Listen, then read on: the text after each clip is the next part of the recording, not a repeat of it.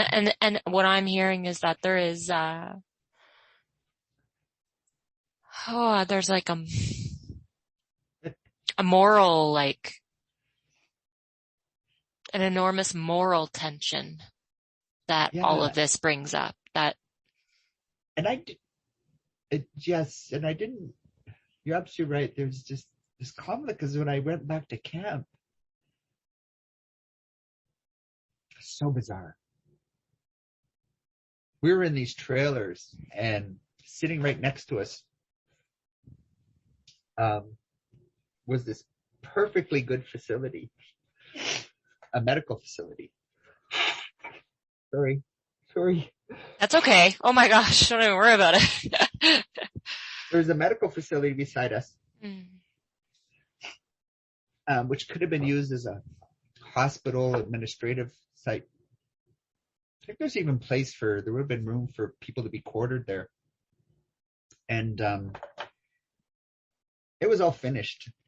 And I'd asked why don't we use that facility, sir? Why are we sending the administrative side way over on the other side of Qatar, or the other side of the airfield? It was far away, displaced from the sort of the combat, the squadron side. So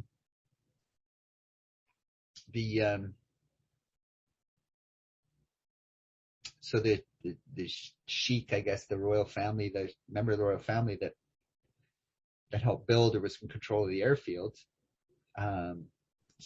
told us that it's not finished and it wouldn't be right for us to stay in an unfinished building. Well, what's the building for? Well, it's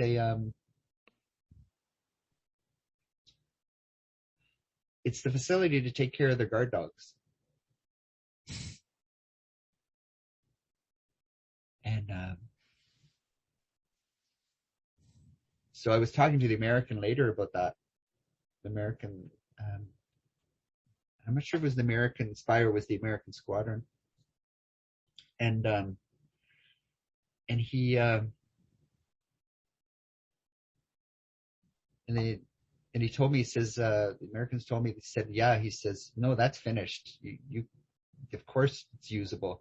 It's a great facility. He says, but it would just be an insult to the rest of the Arab world if Qatar, the Sheikh of Qatar would be known that he's making foreigners stay in a dog's place, in a place that's built for dogs.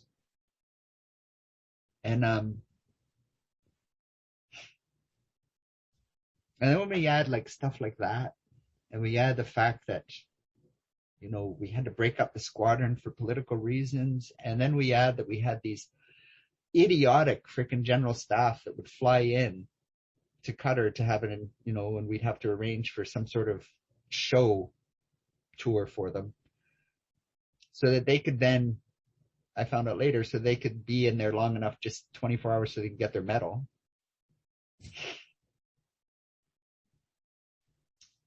And then we had the big one.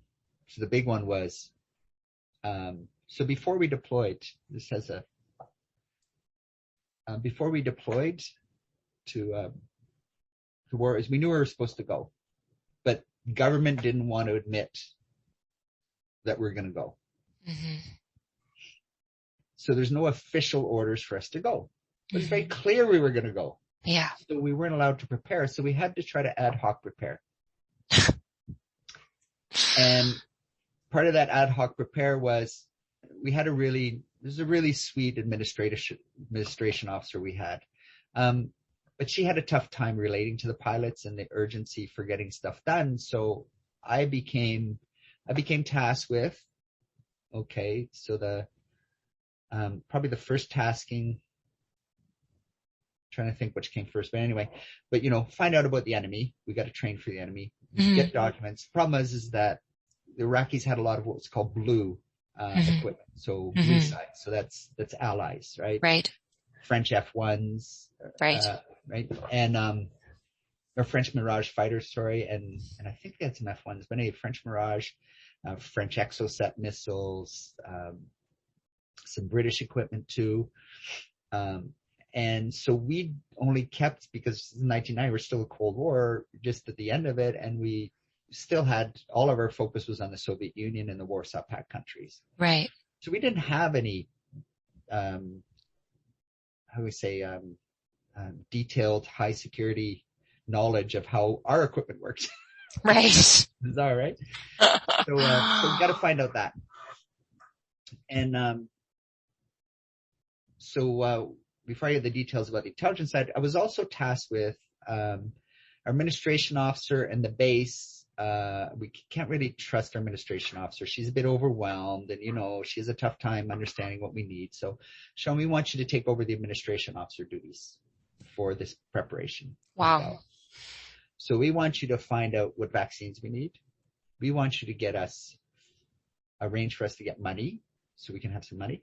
We want you to help develop an escape and evasion kit. Escape and evasion kit is if the pilot bails out in enemy territory or unfriendly territory or unknown territory, a kit that will help them survive. It would consist of a map. It would consist of, might be some certain food. It would be local money. Figure out what local money in the different areas where they could bail out over, Kuwait or Iraq or Saudi Arabia, and a host of other things to prepare for that. And it was ridiculous just getting a map. Because we weren't authorized, we couldn't get authorization for the map. Yep, so it goes.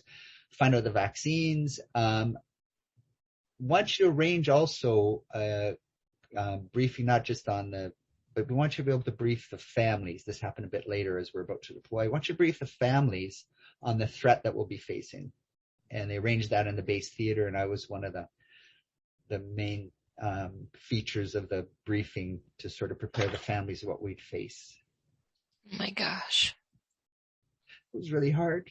And so I was really overworked. And what made it really hard was to try to get the information on the blue forces, which should have been just a normal thing. Put up a request from the squadron, up through the wing, the base, up through to fighter group, up through to air command, goes all the way to National Defense Headquarters. Mm-hmm. National Defense Headquarters doesn't have it. They go over to Defense Intelligence Agency in the States and the Americans, and they ask them, that's their Pentagon, their military intelligence agency. They then send it back through that whole list all the way back down. Mm-hmm. So we get the request and it goes up. So I send it up to fighter group. It stops there. There was a lot of pettiness in our military, a lot of pettiness in some of these support branches that have a huge chip on their shoulder. And this major, I'll use his name, but you don't have to use anything, but Major Tremblay, anyway, he calls me up. And I had a warrant working for me. So when I first showed up, quick background, I had a warrant working for me. His name was Patty Hatfield, and he had more years in military than I had alive, and he was working for me. It was very humbling as a young officer coming into that. And I think I was pretty good I think I was listening to me, and I allowed him to train me. Yeah. He did a great job. Yeah. I outranked him immensely, right? But I never pretended to laud that over him. Yeah. So Patty, just keep in mind Patty, so he was like 53 at the time, or 52. Wow. And was super guy, Newfoundlander, just a great guy. And great sense of humor, knew how to talk to everyone. So Patty, so anyway, I go to Major Tremblay, or Major Tremblay calls me up and says, what do you think? What do you think you want with this request? I said, well, my boss has asked me to get this request. He says, well, why do you think you need this request? I said, well, because we're going to deploy. Oh, so you have given the orders to deploy? I'm like, no, we haven't been given the orders to deploy. I said, but we're pretty sure we're going to deploy. Well, you have got to give the orders. What makes you think you have a right to this intelligence? And I'm like, well, we have to prepare even in case we don't go. Well, you think you know everything, don't you? And I'm like, no, I don't think I know everything. Well, who do you think you are working in that fighter squadron? I hear stories about you. You think you know everything. I said, no, I don't think I know everything. as a matter of fact, I said, that's why I'm asking this request, because I don't know everything. I want to know more. You